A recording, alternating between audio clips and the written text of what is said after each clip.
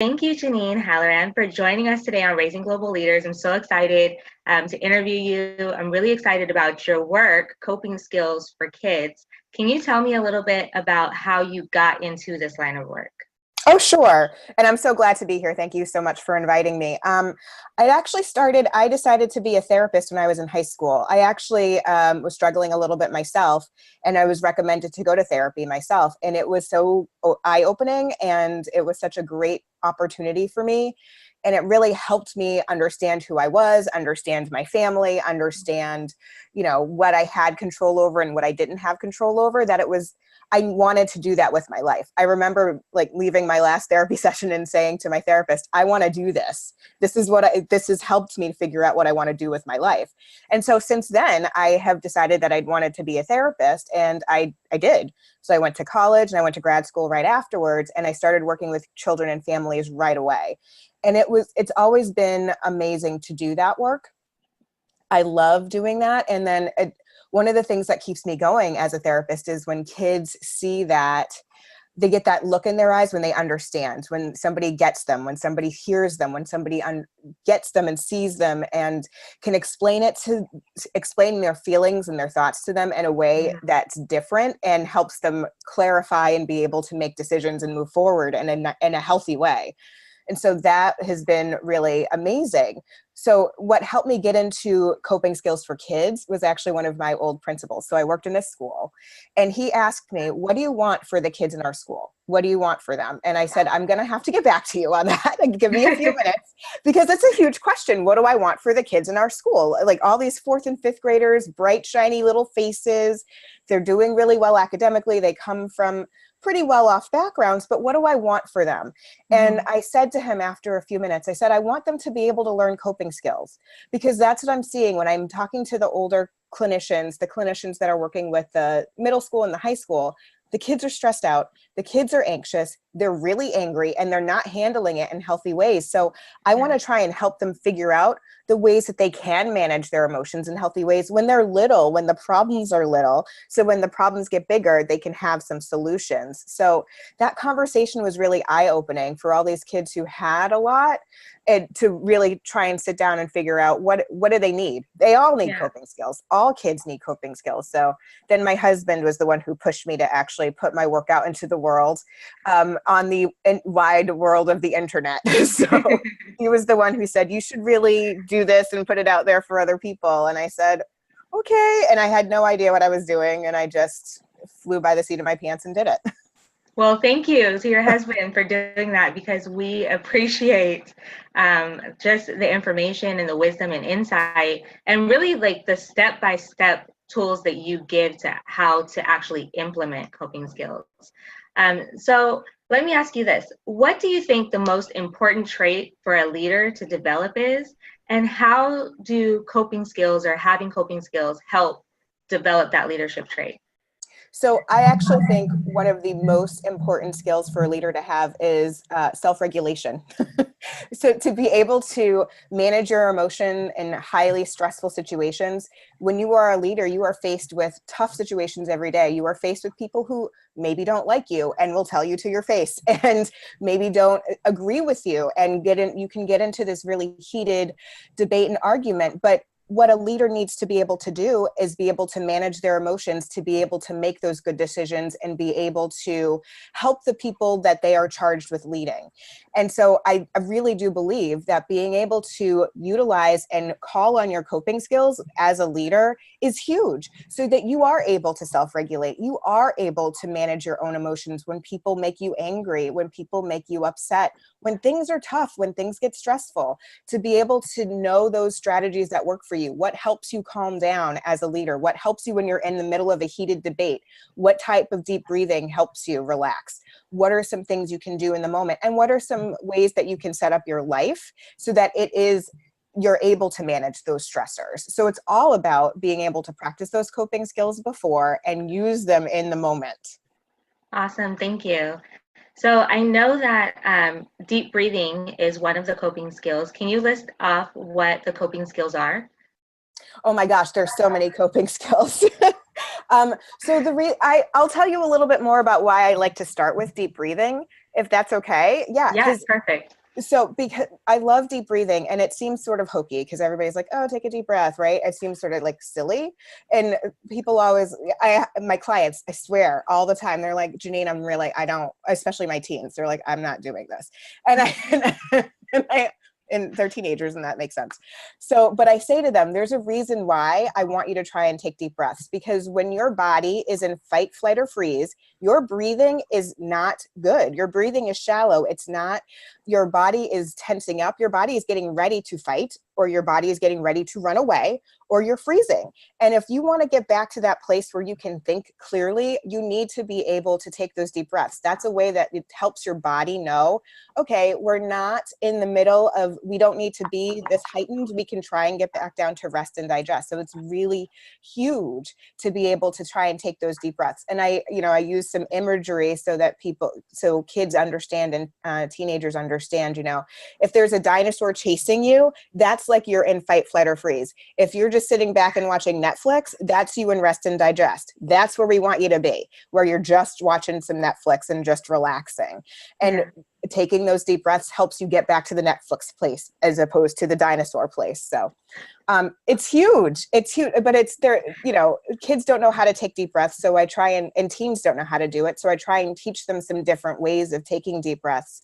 So you can, use some imagery like breathe in blue skies, breathe out gray skies, or you can use candles. So you can pretend like you're blowing out a birthday candle, or you're smelling a flower. So to give them some actual concrete ways of thinking about doing the deep breathing that help them actually expand their belly and contract their belly to get them to that deep breathing place where they can really get back into rest and digest mode.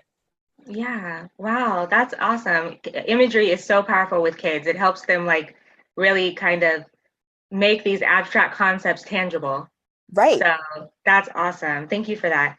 So when's the best time? I know you work with like a range of ages. So when's the best time to start working on coping skills with kids? I actually think you can start when they're really little. I think it starts by just starting to talk with them, even when they're 2 and 3, about their feelings, and just that basis of feelings identification. And when they're that little, talking about, I feel sad, I feel mad, I feel happy.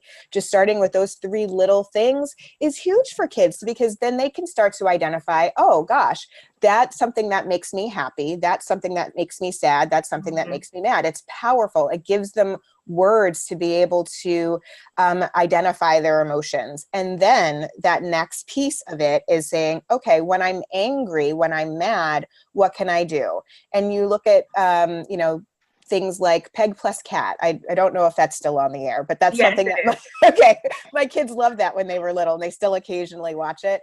But Peg always gets a little bit aggravated or a little bit heightened, and the cat always tells her to take deep breaths, and she counts backwards and she takes some deep breaths. Same with Daniel Tiger, being able to use those PBS shows like that, and where the characters that the kids really enjoy are modeling those strategies of, I'm upset, I can do something. And that's the basis of helping kids relate to coping skills, to say, when you're upset about something, there is something you can do about it. There is a way that you can manage it and help yourself. Yeah. Wow. That's incredible. So how can we as parents set up this environment that's going to develop these coping skills for our children? So again, it starts with, reading books and identifying the feelings of characters in books when you're on TV shows. Just having an environment where you're talking about coping strategies is huge. And you're talking about feelings is huge. And it's just part of your everyday conversation. It becomes normal to talk about how you're feeling, and you can identify for yourself, I'm really proud of you today because of this, or I feel happy because of this, or I'm really frustrated because we're stuck in traffic, or, and to help kids recognize adults have feelings too. That's huge. And for parents to do good modeling of, when I'm frustrated because I'm stuck in traffic, I'm going to try and take some deep breaths right now so I can wait for the bridge to come down, and then we can go grocery shopping.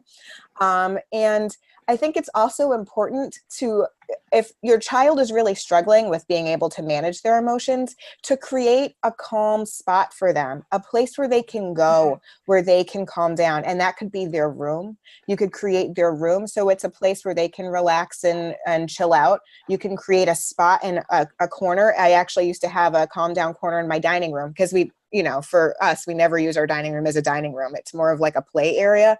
But we used to have it in the corner where we had some visuals and we had a blanket and some pillows and some fidgets. So just a place to go on the first floor if people were having a hard time, if my kids were getting really heightened and they needed to calm down and relax. Why don't you take a few moments in the calm down spot and then you could come on back and rejoin us.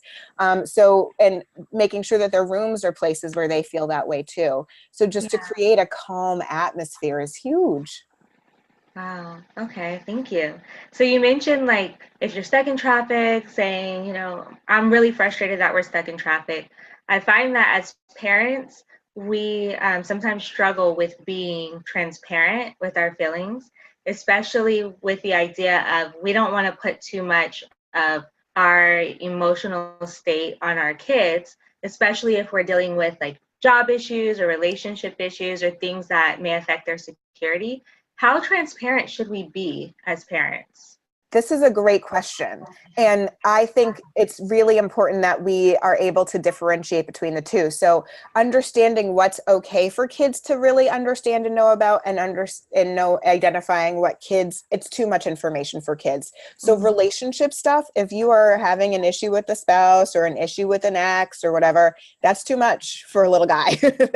that you need to talk to your friends about that. And I think that comes with, that brings up a bigger issue for parents being able to manage their stress and emotions. And that is huge. And it's one of those things that, because we sort of live isolated in some ways, you have to create your own community. And I think it's really important for parents to have friends that they can talk to have colleagues that they feel comfortable with, somebody, another adult, a Facebook community even, where they can go and they can post a question or they can ask somebody, just one or two people or places where they can go, where they can get some support. Because we all need that. As parents, we need that support, but we can't rely on our children for those bigger issues. If we're having money issues, we're not talking about it with the kids. But if it's something small, like being frustrated about traffic or being aggravated because something was broken or whatever, I think those are those perfect little teachable moments that are minor things that don't really feel like they're going to be stressful make the child more stressed out, make the child anxious about something, make the child question how they should feel about the other parent, to be able to differentiate between those really small things and being transparent and those big issues that you can be transparent with your friends about. Right. Okay. Well, there's a saying that says kids don't do what you say, they do what you do, or they do what they see. So how are ways that we as parents can cope with our emotions and model that for our children so that they can begin to emulate the things that we want to see in them? For me, it honestly begins with self-care. And I always feel like self-care is the grown-up version of coping skills. So, you know what I mean? Because what it comes down to is self-care is managing your feelings, managing your stress levels, managing your anxiety, managing your big feelings of anger, because those are things that are going to happen. Things are really stressful. There are a lot of things that are going on. And to be able to manage your emotions, you need to be able to first be able to identify your own emotions, just like we tell our kids. We need to be able to identify our own emotions and figure out those things that we do that can help us regulate our emotions in safe and healthy ways. So just like for the kids, it's being able to identify what helps me relax, what helps me calm down, and thinking about what are the things that you used to do to love as a child. That's huge for parents. And when you sit and think about it as an adult, you get a smile on your face. Like I think about myself roller skating and and jumping rope and remembering that exhilarating feeling of just playing for play's sake and enjoying it. And you want to try and capture that again as an adult. So go back to roller skating. Recently, my family and I have been roller skating again, and it's hilarious because it's been a while. So I fall, I trip, but it's, so do my kids. And it's a fun family memory for us that we're all roller skating together and having a good time. But it's all about figuring out what self-care looks like for you as a parent. And sometimes self-care means going to a spa and being there for a day, but that's not realistic for all of us. So sometimes self-care is literally having a cup of tea while hiding in the closet. And that's what you got to do. That's what you got to do. Whatever helps recharge your energy, recharge your batteries for just a few minutes. That's what you got to do. Yeah. Wow, that's awesome. Okay, so when going through these coping skills, you talked about having a calm place, you talked about taking deep breaths. Are these things that are best done with an individual doing it by themselves or with a group? How do you recommend we structure teaching our children coping skills when it comes to them doing it like by themselves and taking initiative, or is it something that works just as well or better if they have a group doing it with them? So in terms of a group, like their siblings doing it with them too? Like everybody having a moment, we're all going to sit down, we're going to take a deep breath, we're going to, visualize and really just calm down together? Or is it best if it's like, okay, no, you need a moment by yourself in the corner And to I think, regulate? so I think sometimes it depends on the situation. I think there are times when, when they're playing and things are starting to get a little bit rowdy and a little bit like you could see it going. As parents, we can see it coming. You see it coming, right?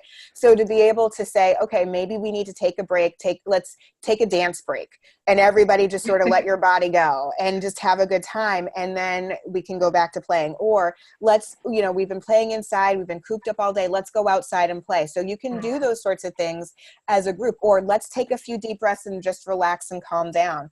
So you can do those things as a group. I teach social skills as a group, coping skills as a group, excuse me. So I do those things with groups of teenagers, groups of kids. So you can do it in a group, but you can also do it individually. So you could be one-on-one with your child and talking with them about their individual coping skills, because just like, every child has a different learning style. Every child has a different coping style. So some kids really love to do a lot of relaxation techniques like deep breathing and grounding techniques, and doing art and a lot of sort of more quiet individual out like by themselves sort of coping skills. And then there are the other kids who like to do a lot of things with their body. So they love to have movement. So they want to run around and they want to do wall push-ups, or they want to do jumping jacks, or they want to literally run around the house, like on the outside of the house. So those are my two kids.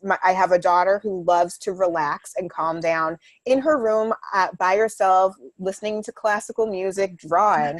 And my son who loves to do wall push-ups and wants to just, throw a ball around or run around outside or go to the park. Those are his ways of coping. So they don't always match in a family, but that's okay because they're individuals. So it's just knowing, your child best, and you sort of know what sort of things work for them and what doesn't. My daughter does not want to do any of the movement stuff that my son loves. And my son will do a little bit of the calm stuff for a little bit, but he needs a little bit more input. Yeah. He always has. He always will. Okay. Well, the audience is kind of split between homeschool parents and parents that send their kids to educational institution. So my question would be, if I have a kid that's in school, whether it be public or private, and they're having issues coping at school, but they're okay at home, how can I teach them coping skills at home that will stick for them to use later on when they're actually in the situations that may call for them to use these skills? So I would start by communicating with the school. And you want to if there's a school counselor, get on that school counselor's calendar and get a conversation going with them, because You want to make sure the school knows the strategies that you're working on at home, and hear if there are strategies that are working at school that you may not know about, because sometimes, you know, people will try some different strategies and see what's working and what's not working. And to be able to be on the same page about practicing those skills is huge, so that if, you know, that you have somebody who is struggling with anxiety at school, they're not really showing that at home, because maybe it's, you know, school anxiety, or maybe it's, you know, they're afraid, they're having some anxiety around spelling tests. You're never going to see that at home. You will never see it. You know, you're not giving a spelling test at home if your child is schooled at an institution like a school. So you want to talk with the teacher, you want to talk with the school counselor about what are they seeing in the child, and let's come up together, let's brainstorm some ways that could help with the child, and involving the child in that conversation as well. Like, what do you think might help you? What if we tried this? What if we tried that? And practice those at home. So then the school counselor or the teacher knows what those strategies are, so they can prompt them at school. Oh, remember, we talked about you trying to imagine your favorite place. So this is the perfect time for you to imagine your favorite place. And if the child doesn't want a verbal, you can give a visual, because that's really huge for a child to be able to just look at a visual and be like, all right, I need to imagine my favorite place, or I have a picture of my favorite place, so I can look at it and imagine that I'm there. So to be able to give those, to be on the same page is huge, Yeah, that's awesome. I heard somebody say this past week that you really have to be a part of the community, of the educational community, when it comes to your kids. Okay, so for a homeschool parent, when our kids experience stressors, it's really easy, especially when they're little, to just eliminate the stressor. So, and I know that that can cause handicaps down the line. So can you talk a little bit about why it's important to teach our kids to cope rather than it is to teach them to just remove the obstacle? Right. No, this is huge. There's a great book, Anxious Kids, Anxious Parents. And I believe one of the authors is Lynn Lyons, and I never remember the other gentleman's name who wrote it. But they talk about this. They talk about the ease of taking away the stressor. It's really easy as a parent to take away the stressor, because then it eliminates that piece of conflict in your home.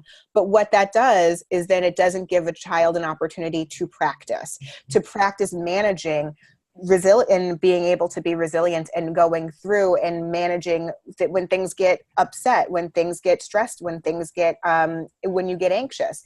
You need to be able to practice those skills, because unfortunately we cannot fix the road for our kids. They're going to run into bumps, and to have them run into those bumps when they're little, when we're with them and we can help them walk through it, rather than fixing the path, we help them walk through it. That's how we need to be thinking about it. And this is going to help them be able to manage when they are adults. We have to think about it sort of globally and think about it big picture. What do you want for your child when they grow up? Do you want them to be able to manage their emotions safely? Do you want them to be able to manage when things get stressful and not have to necessarily call you, but to be able to call in their own really smart brain to figure out what they can do? They have it. They know that they can have some problem solving skills. They understand that, but to be able to allow them to have that problem solving and to catch them when they fall. Like, when things don't go right, we can be right there with them and maybe help them come up with some different strategies, some different ideas, but we can't fix it for them, because then they'll continue to rely on us to fix it for them. And that's not what we want. We want to raise adults who are capable and able to be on their own and do these things. Right. Okay. And so I know coping skills for kids is geared towards parents teaching their kids these coping skills. So that's awesome. Can you tell us a little more about your work? Like, where can we find you? What are you working on now? How can we start implementing these things today? Sure. So if you go to copingskillsforkids.com, that's where all of the resources and products that we have live. So there's actually a bunch of resources on there, and it talks about a lot of different ways of deep breathing, calming anxiety, managing anger, relaxing and coping with stress. And then also there's a piece on there where I actually blog a fair amount. And so there's a lot of just good information on there. I recently started a podcast, and those podcast episodes are part of the blog, so that you can get a chance to even hear like really short snippets of, you know, some good ideas of how to help kids manage different stressors, or different coping skills that they can try, how play really helps kids manage and cope with different feelings. And so those are where you can find a lot of the strategies that I talk about. And then I also have a course called Create Coping Skills Champions at Home. And that's also linked on Coping Skills for Kids. And that's a perfect place for parents to, if they don't know where to begin and they want a little bit more direction of how they can teach their kids coping skills, that's a perfect place for them to begin. I really walk you through, you know, these are some strategies and for kids that are needing help to relax. Here are some strategies for distraction. Here are some strategies for movement, and helping them figure out some different things that they can do. Also setting up a whole place in your home. That's a video, and self-care is a video that I actually put in there for parents, because I felt like it wasn't being addressed enough to make sure that parents were managing their own stress and their own anxieties as well. Okay, awesome. Give us that the class website again. Sure. So it's actually part of Teachable, but if you go to copingskillsforkids.com, there's a place that says courses, and then it's the Create Coping Skills Champions at Home course. So it all lives on Coping Skills for Kids. So they can just go on over there and get a chance to peek at that. That's incredible.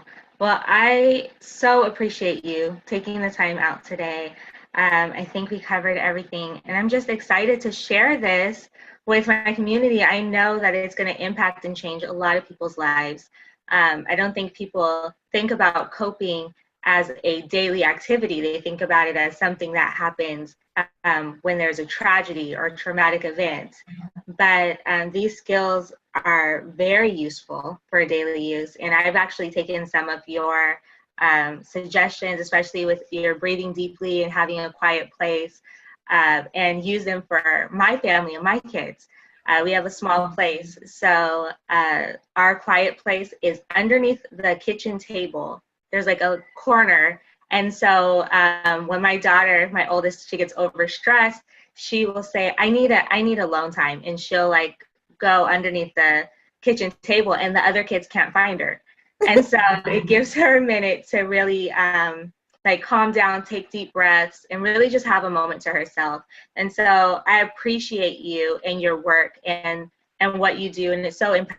I just love hearing stories of when people are able to use coping skills, and that makes me so happy, because that's what I want. I want families to be able to use these skills and these strategies to make their lives better. And I'm so glad it's happening for your family, and I want to make it happen for other families. So thank you so much.